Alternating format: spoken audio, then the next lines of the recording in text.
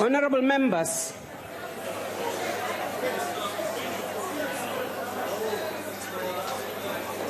members, we do know that sometimes you get impatient with us.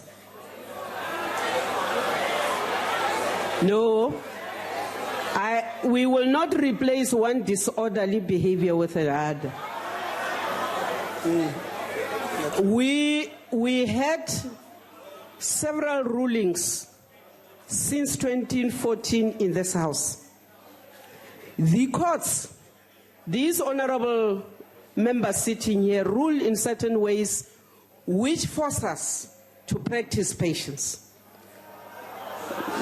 No, members, no. No. The Honourable Steenhuisen. Madam Speaker, I'd like to address you on a point of privilege, if I may. Yes, sir. Madam Speaker, the Powers, Privileges and Immunities of Parliament Act is very, very clear at 7 that it is an act of contempt for any member of this House that improperly interferes with or impedes the exercise or performance by Parliament or a House or a committee of its authority and function. I would submit to you, Madam Speaker, that this House has been impeded from performing its function for the last hour and a half. This is not acceptable. It is not acceptable. And therefore, in terms of Section 13 of the same Powers, Privileges and Immunities of Parliament Act, a member is guilty of contempt if the member contravenes Section 7 of that Act. I would submit that the behaviour that we've witnessed, including the hurling of water bottles at female members at the back of the House, is conduct constituting contempt, and that the members involved must be referred to the Powers, Privileges and Immunities Committee of this House for proper recourse to be taken to them. We cannot have the people's business disrupted in the manner it's been disrupted today, and I would ask you as the presiding officers to make such referral.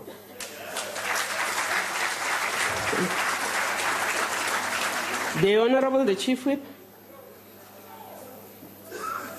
Thank you very much, Honourable Speaker. Honourable Speaker, we have been abused for more than an hour, and it is only fair that this matter be referred to Powers and Privileges. We cannot and also amend further these rules, because if we will allow people to cause disorder for an hour and we are becoming patient and patient, we have tried, but now this is rather too much. Therefore, these members are supposed to be summoned to their Powers and Privileges and account for what they've done. Thank you. The Honourable Swart. Thank you, Speaker. Speaker, may I first raise the issue that we've had our hands up. My leader, Reverend Meshwa, has had his hands up continually. I, as a whip, had my hand up continually. And the EFF got support and were allowed to speak continually. And I want to voice my objection to that, because a number of us across political parties wanted to support your rulings, wanted you to bring order to the House. And you said millions of South Africans want to watch this House and wanted to watch the President and the State of the Nation. And it is deplorable and disgusting, this conduct. And I fully support the Chief Whip of the ANC that disciplinary action must be taken. And we need to apologise to the nation for the conduct. And yes, we did whatever we could to resist these attempts. And you said it is disruption. But let us take action in future, Speaker. Let us take firm action and not allow this to continue. And so the believers in this House also need to stand up for what is good and just and righteous in this nation at this time. So thank you, Speaker. Let us have order in this House, and let us listen to the President of this nation, the Commander-in-Chief of this nation. Thank you. Is there any other party that wishes to? Honourable member there at the corner. Thank you, Honourable Speaker.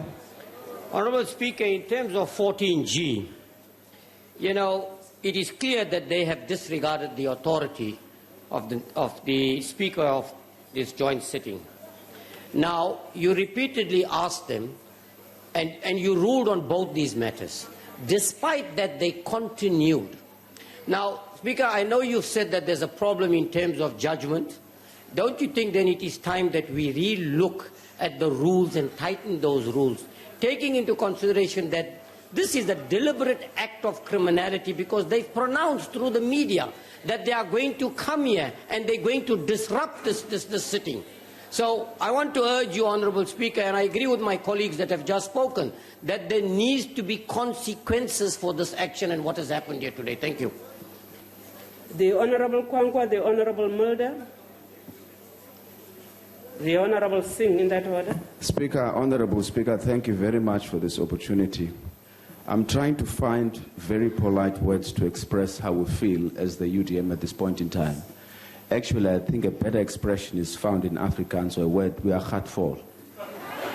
We are heartful of this. Why? Simply because Parliament consistently, on a continuous basis, fails to enforce its own rules. In the last term, Speaker, we used to stand here in front of this House and make decisive interventions in moments like these ones. And matters were referred to some or other committees, and nothing happened after that. And when we allow these things to happen, it means we are firmly entrenching and reinforcing this conduct. It means for the next 5 years we are going to have to put up with this nonsense where for an hour we must sit here as if we have nothing better to do and listen to this squabble between yourselves. We need to provide better leadership. People aren't going to take us seriously as leaders, firstly, and as members of Parliament. That's why people don't take us seriously. It's because we don't take ourselves seriously as leaders. Speaker, I appeal to you and your leadership to enforce the rules of the House without fear or favor. We are here to do the job and the work of South Africans, and we do not want to be impeded in us being able to do that job. I thank you so much. The Honourable Mulder. Honourable Speaker, you are correct. You have to be patient and we have to stick to the rules of the House.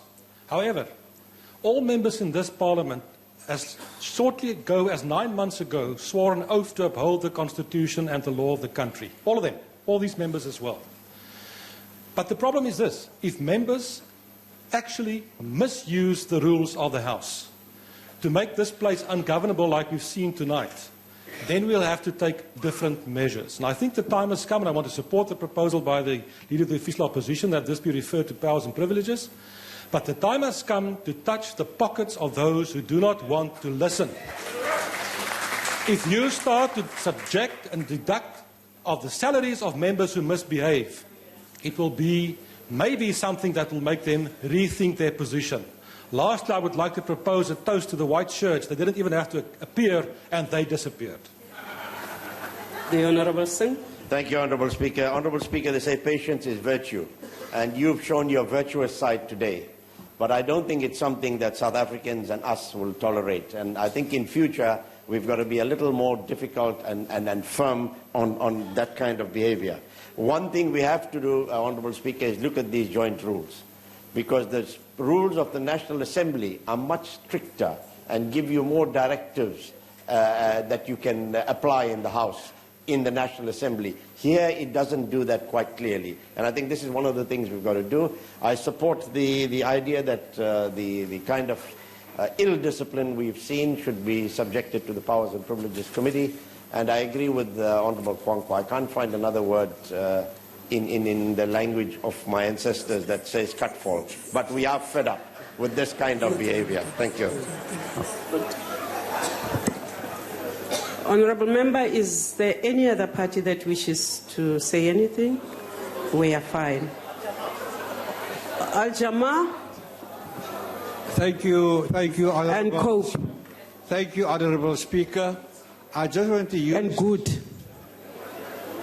Honourable Speaker, I just want to use this opportunity to apologise to our guests who came from all corners of South Africa, especially the elderly. Many of them was with me on the plane and came onto the plane with difficulty. I hope they accept our apologies. The Honourable Lekota. Thank you, Madam Speaker.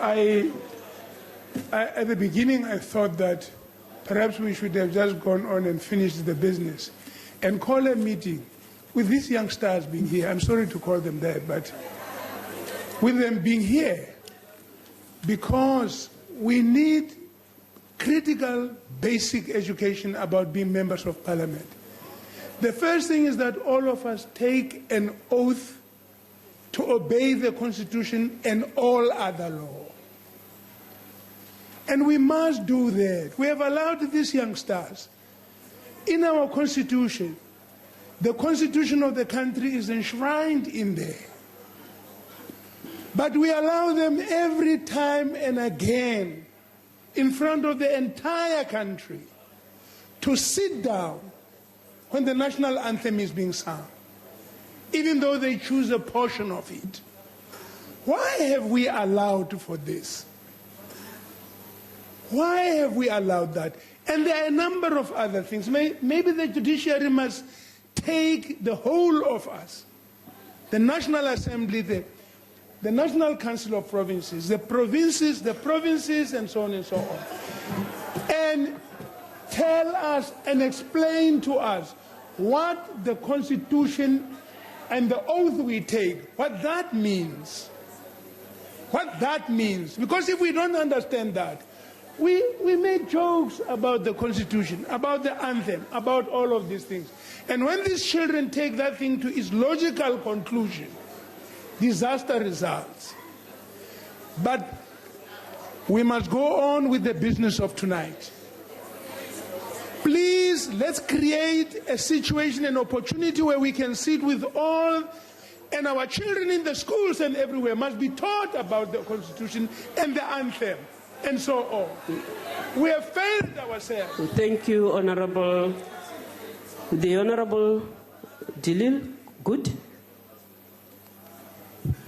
Madam Speaker, I'm afraid to say that we are setting a very bad precedent tonight by allowing people to ignore your rulings. We all know the rule of Parliament is that when the Speaker made a ruling, that's the end. But you've made several rulings and allowed them to continue to undermine you. And that is a very bad precedent. Can we proceed with the business of the House, please? I thank you. Thank you. The Honorable Nyanza. Thank you, Madam Speaker. You are so patient. We can't be held at ransom by one organization. We are here, we are also voted to be here. We must be respected. I concur with my colleagues that something must be done and the business of the day must go on.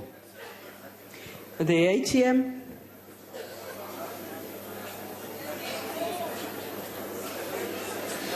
Thank you, Speaker. I think the crisis, Speaker, should also be attributed to your office, because as a leader of this House, you are the one that is supposed to show leadership. And leadership, it is to try and understand and try to bring together the two different sides, whereby there's the EFF as well as the other members of this honourable House. Now, what we are proposing is the ATM, because it's easy now for the other parties to speak, because the members of the EFF are not here. Now, what we are saying as the ATM is that from your side, as the leader of the House, try and provide leadership by bringing together all of these parties so there can be consensus. Thank you.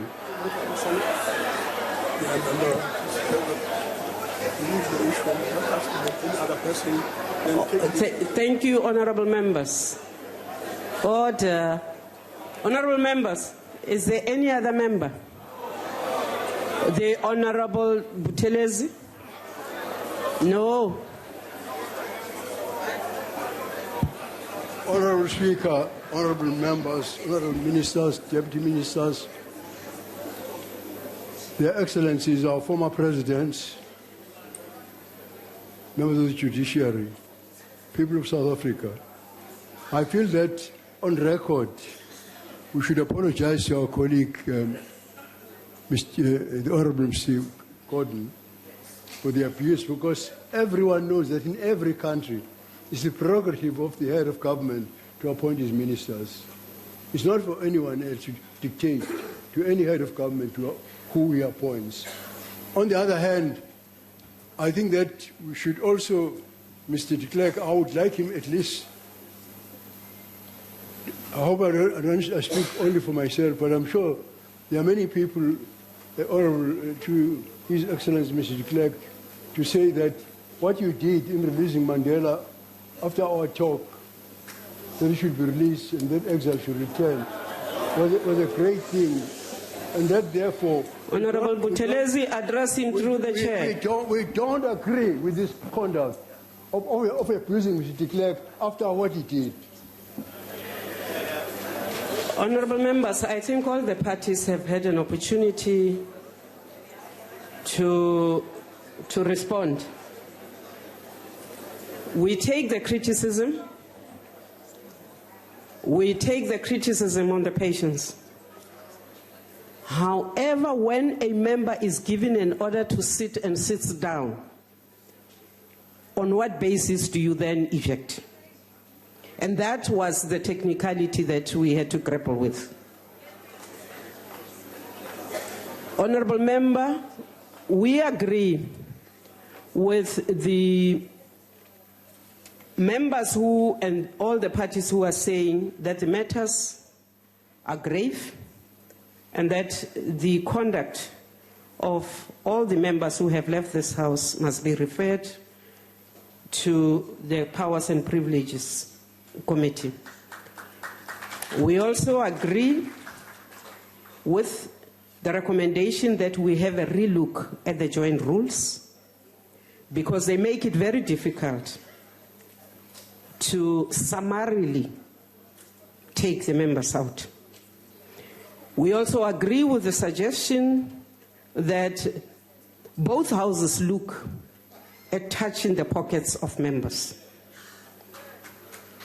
So we will take the recommendations to the rules, but we will also take the grave issue, the disruption to the Powers and Privileges Committee. If we agree, honorable members, can we continue and ask the President to please proceed